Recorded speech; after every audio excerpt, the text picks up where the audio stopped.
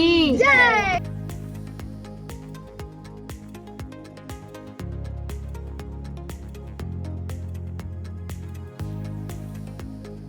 छठ पूजा हमारे पूरे परिवार के लिए बहुत अच्छा होता है और इससे हमारे पूरे परिवार की रक्षा होती है। और छठ माई हम तो पूजा करते ही हैं, जो भी यहाँ के जितने निवासी हैं उनको भी छठ माई खूब आशीर्वाद दें और खूब फल दें।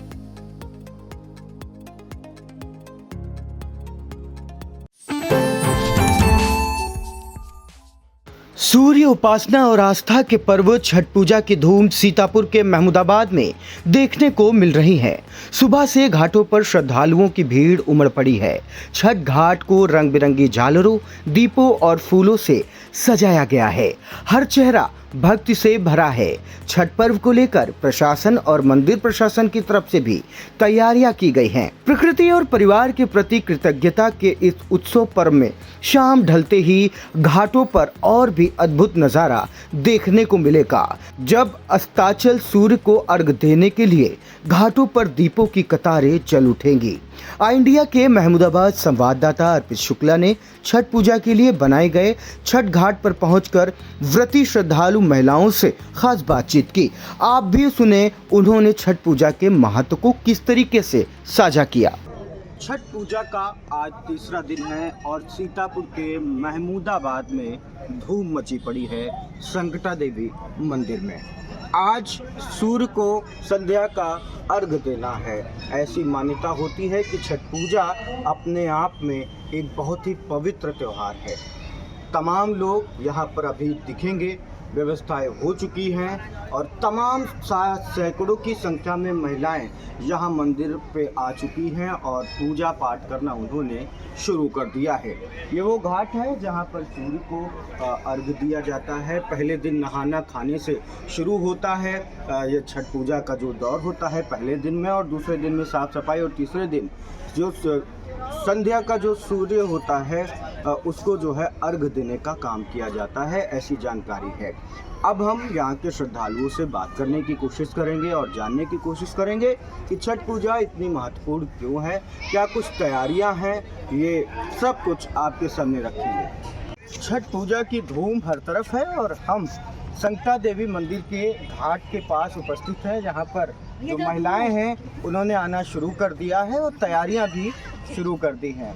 क्या कुछ बताएंगे छठ पूजा में? पहले दिन नहाए खाए ऐसी परंपरा होती है, उसके बाद दूसरा दिन, आज तीसरा दिन है। क्या कुछ तैयारियां होती हैं और छठ पूजा क्यों ज़रूरी है आपके लिए?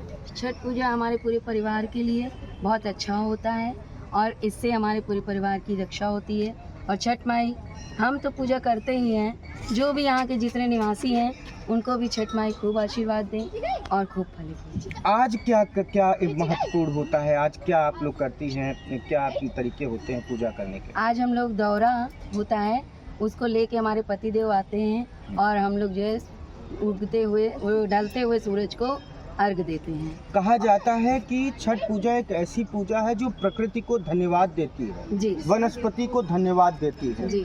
और क्या उद्देश्य है, क्या मायने हैं इसके? इससे बस ये होता है कि अपना परिवार सुखी रहता है, पूरा देश सुखी रहता है, पूरा मोहल्ला हमारा जो ये है, हमारे जहाँ पे पूजन होने वाला है, ये हमारे जितने परिवार हैं, जितने हमारे निवासी हैं, वो सब प्रसन्न रहते हैं और हमारे सुहाग की रक्षा होती है। सुहाग की रक्षा होती है, बेटों की भी रक्षा होती है, परिवार जो फैमिली में होते हैं, जिससे हमारे बच्चे नहीं हैं, छठ की पूजा करो तो मनोकामना हमारी पूरी करती है। इसलिए छठ पूजा हम लोग मनाते हैं। पूर्वांचल में या बिहार में कह लें या उस तरफ कह लें, जैसे हम लोगों के यहाँ उत्तर प्रदेश में होली दीपावली की धूम होती है, छठ पूजा क्योंकि यहाँ पे कम संख्या में आप लोग हैं, लेकिन वहाँ पे ज़्यादा इसका महत्व होता है। यहाँ लगभग प्रतिवर्ष आती हैं आप?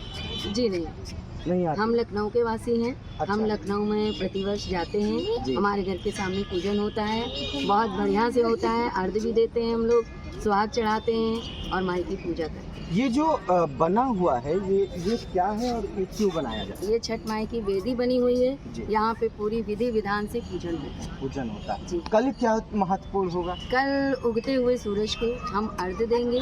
36 घंटे व्रत रहते हैं, जो भी व्रतधारी हैं 36 घंटे व्रत के बाद पति दूध से अर्घ्य दिलवाते हैं और उससे पूजन हम करने के बाद व्रत खोलते तो इस बार आप छठ पूजा महमूदाबाद में करेंगे? हैं। जी हाँ, मेरा मैका भी मोहम्मदाबाद है, मेरे लिए क्यों आती यहीं की निवासी। जी हाँ, मैं हरदोई जिला से आई हूँ, हरदोई जिला से महमूदाबाद आप पूजा करने आए पूजा हैं। करने आई हूँ। तो ये देखिए, हरदोई जिला से महमूदाबाद पूजा करने आई हैं।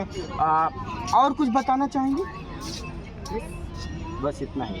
इस पर्व के जो महत्वपूर्ण बिंदु हैं उनको बताने की कोशिश आपके सामने की है। अभी थोड़ी ही देर में यहाँ लोग आना शुरू कर देंगे और लोगों का, श्रद्धालुओं का आना शुरू भी हो चुका है। तो फिलहाल आप देख सकते हैं कि पूजन पाठ की तैयारियां शुरू हो चुकी हैं और ठीक इस तरफ आप देख रहे होंगे कि भगवान भोलेनाथ यहाँ पर साक्षात विराजमान है और नेपाल की तर्ज पर यहाँ पर शिव जी हैं और ये संकटा देवी मंदिर का प्रांगण है जहाँ पर ये घाट बना हुआ है, स्पेशली छठ पूजा की विशेष तैयारी के लिए बना होता है।